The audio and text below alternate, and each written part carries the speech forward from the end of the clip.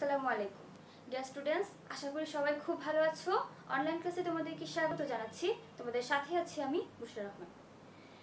তো দেখো, গত ক্লাসে আমি তোমাদের সাথে কি নিয়ে আলোচনা করেছিলাম?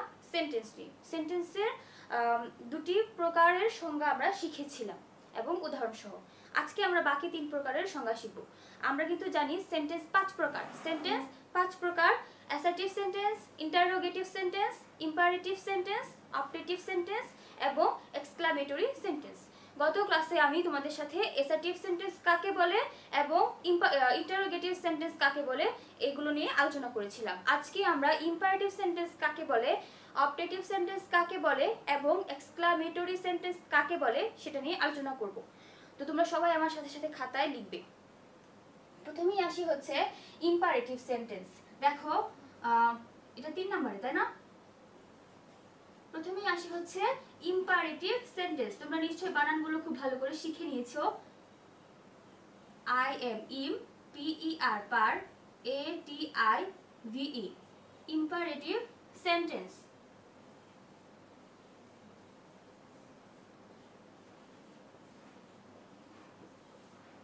দেখো, ইম্পারেটিভ সেন্টেন্স অর্থ হচ্ছে অনুজ্ঞাসূচক বাক্য। ইম্পারেটিভ সেন্টেন্স অর্থ অনুজ্ঞাসূচক বাক্য। সবাই অর্থগুলো পাশাপাশি লিখবে। ইম্পারেটিভ সেন্টেন্স অর্থ অনুজ্ঞাসূচক বাক্য।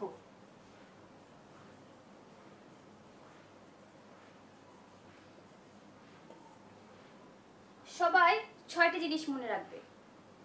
যে সেন্টেন্স দ্বারা আদেশ, উপদেশ, অনুরোধ, প্রস্তাব, নিষেধ এবং অনুমতি, আবার বলছি, আদেশ, উপদেশ, অনুরোধ, প্রস্তাব, নিষেধ এবং অনুমতি ইত্যাদি বোঝাবে তাকে ইম্পারেটিভ সেন্টেন্স বলে। চলো আমার সাথে সবাই লিখো। যে সেন্টেন্স দ্বারা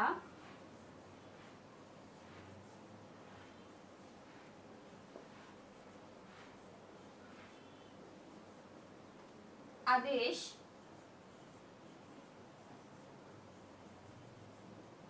উপদেশ,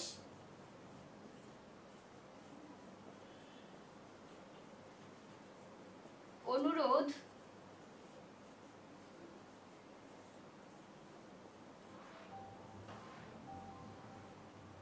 প্রস্তাব,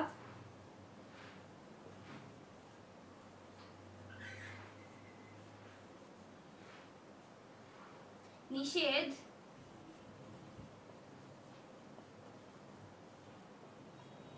অনুমতি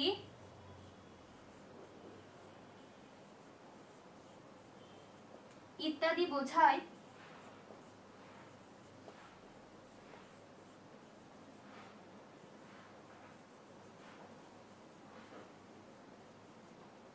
তাকে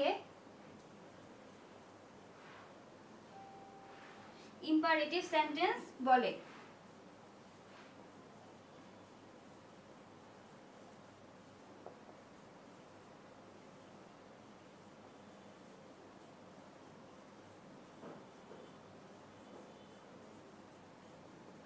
সবাই আমার সাথে একটু পড়ো। ইম্পারেটিভ সেন্টেন্স অর্থ হচ্ছে অনুজ্ঞাসূচক বাক্য। যে সেন্টেন্স দ্বারা আদেশ, উপদেশ, অনুরোধ, প্রস্তাব, নিষেধ, অনুমতি ইত্যাদি বোঝায় তাকে ইম্পারেটিভ সেন্টেন্স বলে।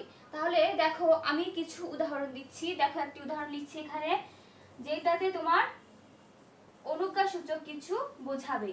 যেমন ধরো, আমরা টিচারদের সাথে যখন আমরা ক্লাস থেকে বাইরে যাই কোনো কাজে, যখন আমরা ক্লাসে ফিরে আসি তখন কিন্তু আমরা বলি, may I come in sir, অর্থাৎ আমি কি ভিতরে আসতে পারি? Sir, may I come in sir. দেখো, আমি কি ভিতরে আসতে পারি? তুমি যখন আসো তখন তুমি তোমার টিচারের কাছ থেকে অনুমতি নিয়ে আসো। তাহলে এটা কি অনুমতিতে পড়ছে।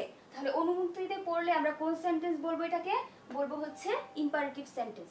ঠিক আছে, আশা করি সবাই বুঝতে পেরেছো। এরকম আরেকটি উদাহরণ তোমাদেরকে আমি দিই। যেমন ধরো, আমরা বলে থাকি অলওয়েজ স্পিক দ্য ট্রুথ, সদা সত্য কথা বলবে। ডু দ্য ওয়ার্ক, কাজটি করো। এখানে আমি তোমাদেরকে আদেশ করছি। তাহলে এই আদেশের মধ্যে যেগুলো পড়ছে ইম্পারেটিভ সেন্টেন্স। নেভার টেল এ লাই, কখনো মিথ্যা কথা বলো না, উপদেশ দিচ্ছে, তাহলে এটা ইম্পারেটিভ সেন্টেন্স। এরকম ভাবে আমরা অনেকগুলো উদাহরণ দিতে পারি। তাহলে আমাদেরকে প্রথমে শব্দের অর্থ পাঠতে হবে, অর্থাৎ কোনো সেন্টেন্সের অর্থ ভালো করে বুঝতে হবে, তাহলে আমি আইডেন্টিফাই করতে আমার সুবিধা হবে। সবাই এটা লিখে নিয়েছো তো? আচ্ছা, এবারে আসো হচ্ছে ইম্পারেটিভ সেন্টেন্সের পরে কি আসে বলো? ইম্পারেটিভ সেন্টেন্সের পরে আসে হচ্ছে অপটেটিভ সেন্টেন্স। ইম্পারেটিভ সেন্টেন্সের পরে আসে হচ্ছে অপটেটিভ সেন্টেন্স। সবাই একটু অপটেটিভ সেন্টেন্স খাতায় লিখো। 4 নাম্বার অপটেটিভ সেন্টেন্স। দেখো অপটেটিভ বানানটা সবাই নিশ্চয়ই পারো আশা করি। অপটেটিভ সেন্টেন্স অর্থ হচ্ছে ইচ্ছা বা আশীর্বাদ সূচক বাক্য। ইচ্ছা বা আশীর্বাদ সূচক বাক্য।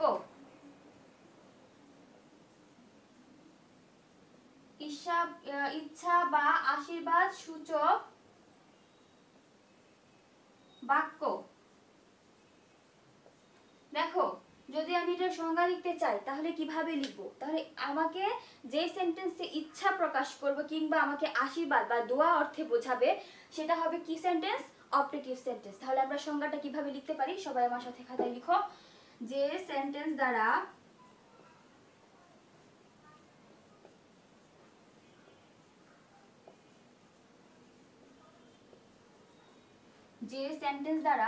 বক্তার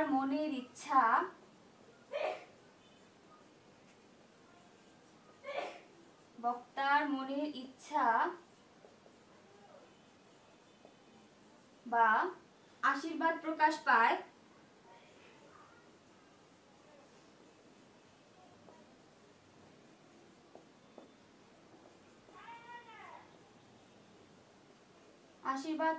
পায় তাকে অপটেটিভ সেন্টেন্স বলে।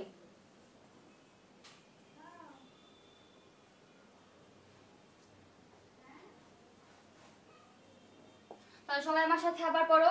যে সেন্টেন্স দ্বারা বক্তার মনের ইচ্ছা অর্থাৎ যে কথাটা বলবে বা যে বলবে তাকে বলবো হচ্ছে আমরা বক্তা। বক্তার মনের ইচ্ছা বা আশীর্বাদ প্রকাশ পায় তাকে অপটেটিভ সেন্টেন্স বলে। যেমন ধরো যেমন বা উদাহরণ দিতে চাই তখন আমাদেরকে কি দিতে হবে? আমাকে এমন একটি উদাহরণ দিতে হবে যেখানে বক্তার মনের ইচ্ছা প্রকাশ পাবে এবং আশীর্বাদ প্রকাশ পাবে। যেমন ধরো আই ওয়ার এ কিং, আমি যদি রাজা হতাম বা আমি যদি রাজা হতে পারতাম, তাহলে এটা কি? আমি ইচ্ছা প্রকাশ করছি।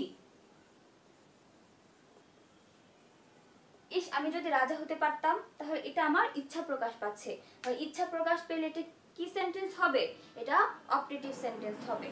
এবারে আসা হচ্ছে আরেকটি উদাহরণ দিচ্ছি। May you be happy. May you be happy, তুমি সুখী হও। যখন আমাদেরকে কেউ আশীর্বাদ করে বা দোয়া করে তখন কিন্তু আমাদেরকে এরকম টাইপের কথাগুলো বলে থাকে। তাহলে মে ইউ বি হ্যাপি অর্থ হচ্ছে তুমি সুখী হও। তাহলে আমাকে আশীর্বাদ করছে, তাহলে এটা অর্থ বুঝে আমরা বলতে পারছি যে এটি অপটেটিভ সেন্টেন্স। এবার আসো হচ্ছে এক্সক্লামেটরি সেন্টেন্স। এক্সক্লামেটরি সেন্টেন্স সবাই আমার সাথে সাথে খাতায় লিখবে।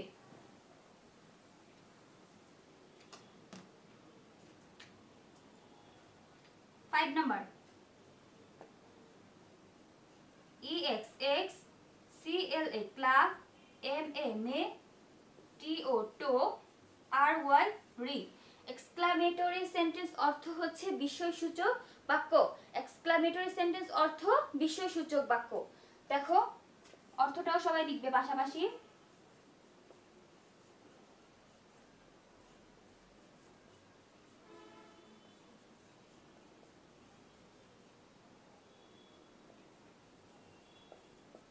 তাহলে আমরা পড়ে অর্থ পড়ে বুঝতে পারছি এখানে বিস্ময় প্রকাশ পাবে, অর্থাৎ তুমি অবাক হবে।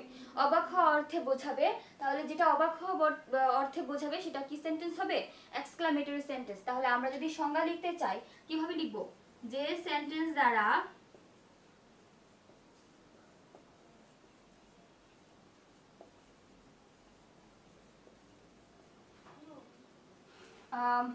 বিস্ময় প্রকাশ পায়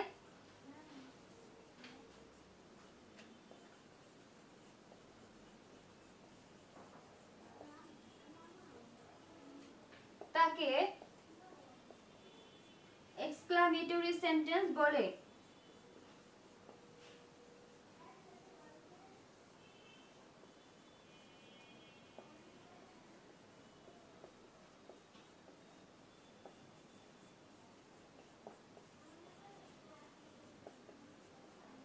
দেখো আবার আমার সাথে সবাই একটু বলো, যে সেন্টেন্স দ্বারা বিস্ময় প্রকাশ পায় তাকে এক্সক্লামেটরি সেন্টেন্স বলে। এটা হচ্ছে সহজ সংজ্ঞা।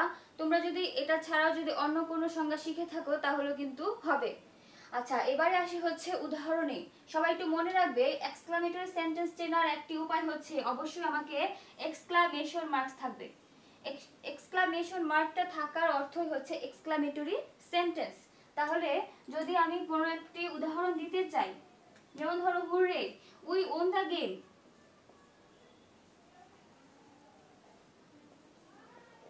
উই ওন দ্য গেম, আমরা এই খেলাটি জিতেছি। যখন আমরা খুব বেশি আনন্দিত হই তখন আমরা এটা ইউজ করি।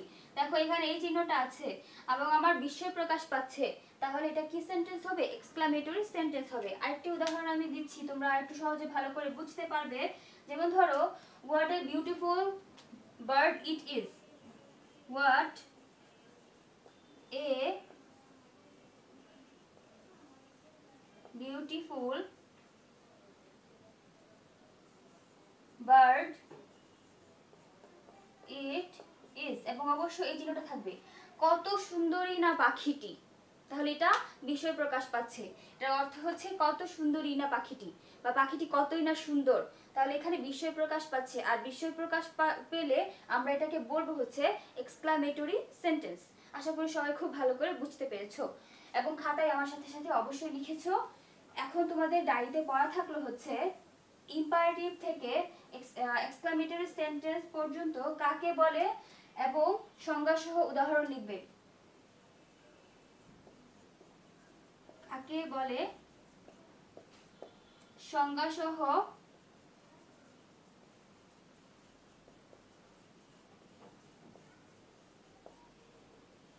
উদাহরণ শিখা ও লিখা। অবশ্যই খাতায় লিখবে, তাহলে তোমার মনে থাকবে বেশি।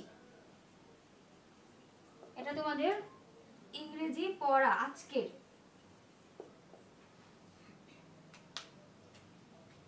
তো ডিয়ার স্টুডেন্টস, এই ছিল তোমাদের সাথে আজকে ক্লাস। পরবর্তী ক্লাসে তোমাদের সাথে আবারও দেখা হবে। ততক্ষণ পর্যন্ত সবাই খুব ভালো থাকো, সুস্থ থাকো। আল্লাহ হাফিজ।